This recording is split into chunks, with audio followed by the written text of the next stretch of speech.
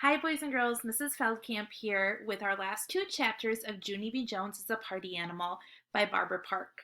Last time we read this book together, Junie B. Jones was at her friend Lucille's Nana's house for a sleepover with their other friend Grace. They were having a lot of fun, but Junie B. Jones, of course, was getting into all different sorts of trouble with the Nana.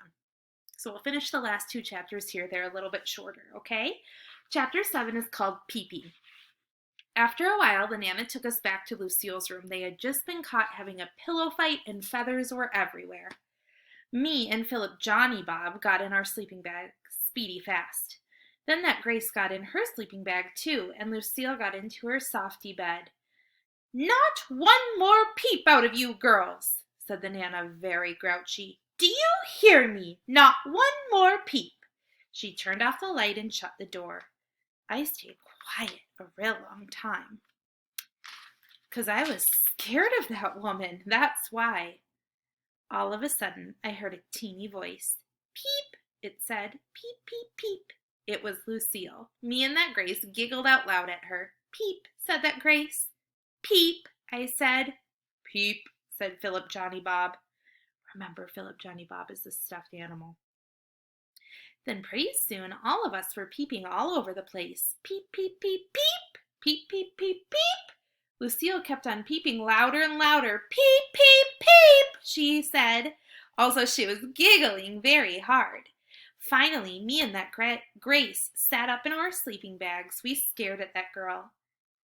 "Lucille is peeping out of control," said that Grace. "Maybe she is overly tired," I said. "Overly tired makes your brain go silly." "Peep," said Lucille. "Peep, peep, peep, peep, peep." Just then Lucille's Nana opened the door again. "Silence!" she yelled real scary. Shivers came on my skin. Then all of us quick crawled under our covers again, and we closed our eyes, and we didn't say another peep. That was the end already of chapter 7. Let's go on to chapter 8, which is called Morning. So we'll finish up the book now. Morning came very early. It was still dark outside. I jiggled Lucille and that Grace. "I'm hungry," I said. "Are you guys hungry?" "I am really, really hungry." I shook them some more. "Let's eat. You want to eat? I really, really want to eat." Finally, Lucille and that Grace yawned and stretched. Then all of us put on our bathrobes and our slippers, and we went down the hall to get the Nana for breakfast. Lucille shaked her real gentle. "Wake up, Nana," she whispered. "Wake up, Nana," said that Grace. "Wake up, Nana," I said. The Nana did a snore. That's how come we had to pull her up by her arms, and we turned a bright light in her face. Ooh, the Nana yawned real big. It was not pleasant. After that, she got her robe and slippers, and she went downstairs with us. We sat at the long dining room table again. The Nana passed out cereal bowls. "Oh, Nana, these are the brand new china bowls you bought in France." "These are my favorite," said Lucille. All of a sudden, I got a knot in my stomach again. I tapped on the Nana's hand. Here's a picture of Junie B. Jones tapping on her Nana's hand, or on Lucille's Nana's hand. The Nana looks very tired, doesn't she? Yeah, only here's the problem. I think I would like to have a plastic cereal bowl, because plastic is more my style. The Nana rolled her eyes way up at the ceiling. I looked up there too, but I didn't see anything. "I don't own any plastic cereal bowls," she said. After that, she brought in the orange juice, and she poured it into teeny crystal glasses. I got down from my chair. "Yeah, only guess what? I think I'll just stand here and not eat, or else I might spill something again," I said. The Nana looked and looked at me. Then she went back into the kitchen and she brought me back a banana. "Here, try this," she said, kind of nicer. I did a smile. Then I ate my banana very careful, and I didn't spill a drop.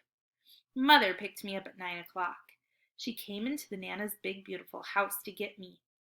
"My, what a lovely home you have here," she said to the Nana. Then Mother walked to the big bowl of beautiful flowers, and she tried to smell those lovely things.